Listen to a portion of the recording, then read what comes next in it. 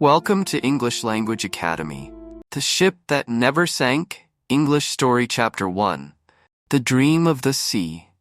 In a small coastal town called Seabreeze, young Oliver was known for his endless imagination. He loved stories about the sea, especially tales of brave sailors and grand ships.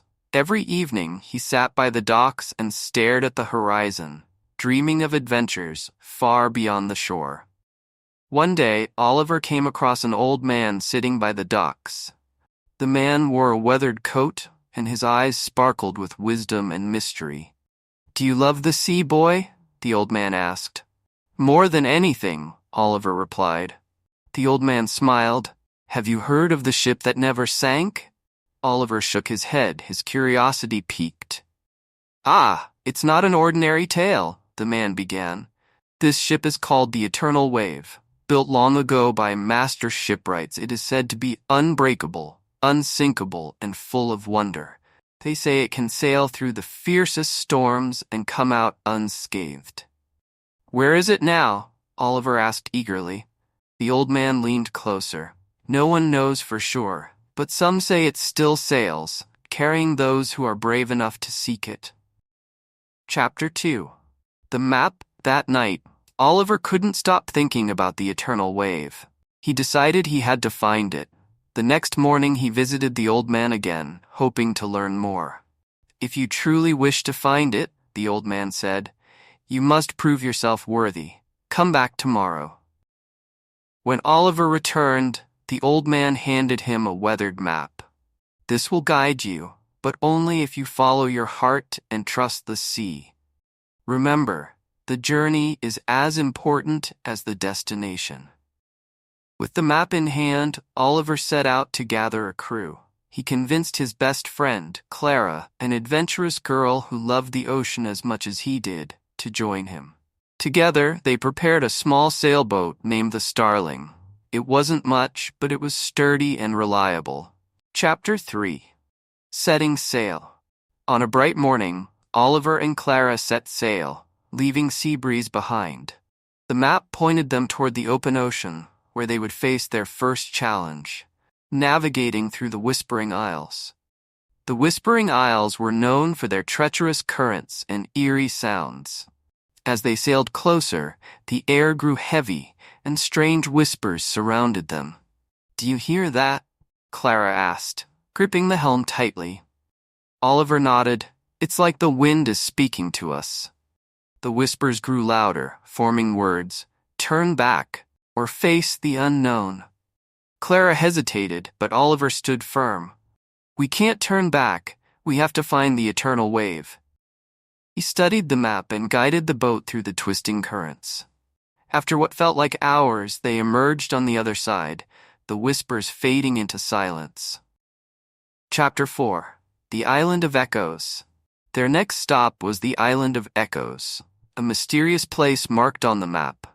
The island was covered in dense jungle, and legends spoke of a hidden treasure that could guide them to the unsinkable ship.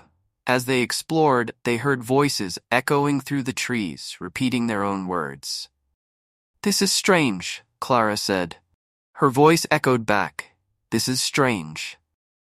They followed the echoes to a hidden cave.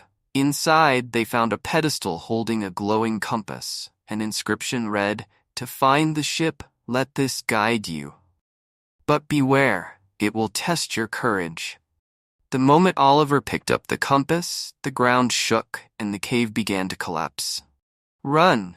Clara shouted. They sprinted out just in time, clutching the compass. Outside, the jungle was silent, as if the island itself had been watching them. Chapter 5. The Storm. With the compass in hand, they continued their journey. The compass pointed them toward a part of the ocean known as the Tempest Zone, infamous for its violent storms. As they approached, dark clouds gathered and the wind howled. "Are you sure about this?" Clara asked, her voice barely audible over the roaring wind. Oliver nodded. "We have to trust the compass." The storm hit them with full force. Waves crashed against the Starling, and lightning lit up the sky. Clara struggled to keep the boat steady while Oliver held onto the compass, which glowed brighter with each passing moment. "We'll make it," Oliver shouted, his determination unwavering. After hours of battling the storm, they emerged into calm waters. Ahead of them was a sight that took their breath away. A massive, majestic ship with sails as white as clouds. It glowed faintly under the moonlight. "Is that?" Clara began. "The Eternal Wave," Oliver finished, his voice filled with awe. Chapter 6. Aboard the Unsinkable Ship. As they approached, a ladder was lowered from the ship. Oliver and Clara climbed aboard, their hearts pounding with excitement. The deck was immaculate, and the air was filled with a strange, peaceful energy.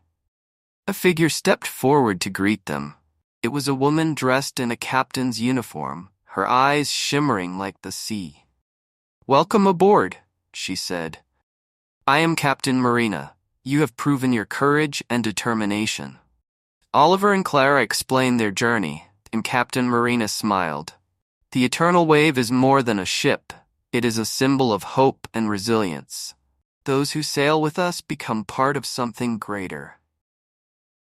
Chapter 7. The Eternal Voyage.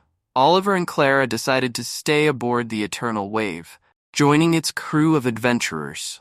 Together, they sailed to distant lands, helping those in need and spreading the ship's legacy.